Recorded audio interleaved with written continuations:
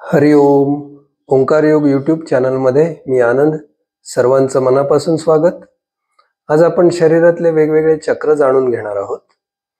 ही चक्र म्हणजे काय तर ऊर्जा केंद्र, एनर्जी सेंटर्स. ही चक्र असतात कुठे? आपला पाठीचा कणा म्हणजे स्पायनल कॉलम मध्ये आणि आपल्या शरीरातल्या वेगवेगळ्या अवयवांवर ही चक्र परिणाम करतात. आपल्या उपनिषदांमध्ये असलेली चक्राची स्थानं आणि मॉडर्न सायन्सनुसार असलेली प्लेक्सस याची स्थानं एक्झॅक्टली आयडेंटिकल म्हणजे बरोबर मिळती जुळती आहेत. या 7 चक्रांमधलं तिसरं चक्र आहे मणिपूर चक्र, म्हणजे आजच्या भाषेत सोलर प्लेक्सस. याचं स्थान कुठे आहे? पाठीच्या कण्यामध्येच, परंतु आपल्या नाभीच्या पाठीमागे. या ठिकाणी सोलर प्लेक्सस म्हणजे मणिपूर चक्र उपस्थित आहे. या मणिपूर चक्राला पाकळ्या किती आहेत? 10 पाकळ्या आहेत, म्हणजे 10 टर्मिनल्स आहेत. आणि ह्या मणिपूर चक्राचा रंग सांगितलाय सोनेरी पिवळा. सूर्यप्रकाश कसा सोनेरी पिवळा असतो ना सूर्य वर आल्यानंतर, तसा सोनेरी पिवळा. या चक्राचं वैशिष्ट्य काय आहे? हे चक्र विश्वातली जी ऊर्जा ग्रहण करतं ना, ते सर्वात जास्ती क्षमता ऊर्जा ग्रहण करण्याची ह्या चक्रामध्ये आहे. या चक्राचे परिणाम कुठल्या कुठल्या अवयवांवर होतात? अर्थातच त्याचं स्थान जर नाभीच्या मागे आहे, म्हणजे तुमच्या लक्षात आलंच असेल की आपले पोटातले सगळे अवयव, सगळ्या ग्रंथी, म्हणजे यकृत असेल, प्लीहा असेल, त्यानंतर लहान आतडं, जठर, ह्या सगळ्या इथल्या ग्रंथी, किंवा थोडं मोठ्या आतड्यापर्यंतही जायला हरकत नाही याबाबत.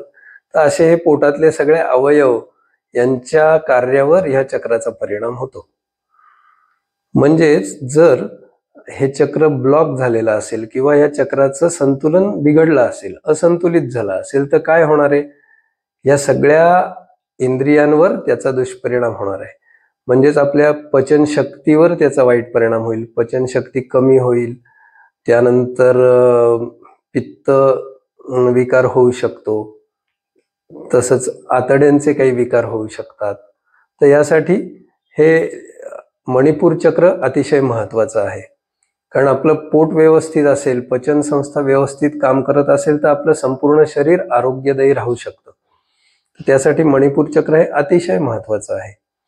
तसंच ह्या चक्राला निगडित असलेल्या भावना कोणत्या?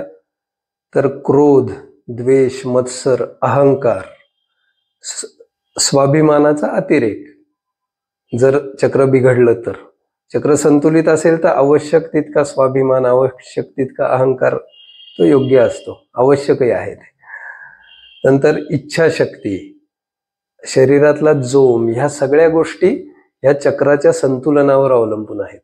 आणि हे चक्र संतुलित ठेवण्यासाठी मग बीजमंत्र कोणता आहे याची उत्सुकता असेल तुम्हाला, तर ह्या चक्रासाठी बीजमंत्र सांगितलाय रम, म्हणजेच रवर अनुस्वार, रम. आणि हे चक्र संतुलित राहण्यासाठी या बीजमंत्राची साधना कशी करायची?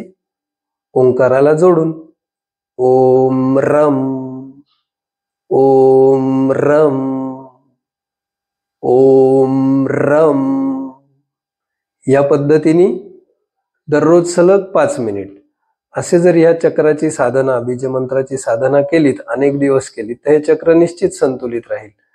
आणि त्यामुळे आपोआपच ह्या चक्रावर अवलंबून असलेले जेवढे काही आपले इंद्रिय आहेत त्यांचं कार्य पण उत्तम राहील.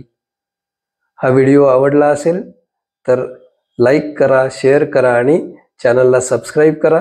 लवकरच पुढच्या चक्राचा व्हिडिओ घेऊन तुमच्या समोर येणार आहे. हरि ओम.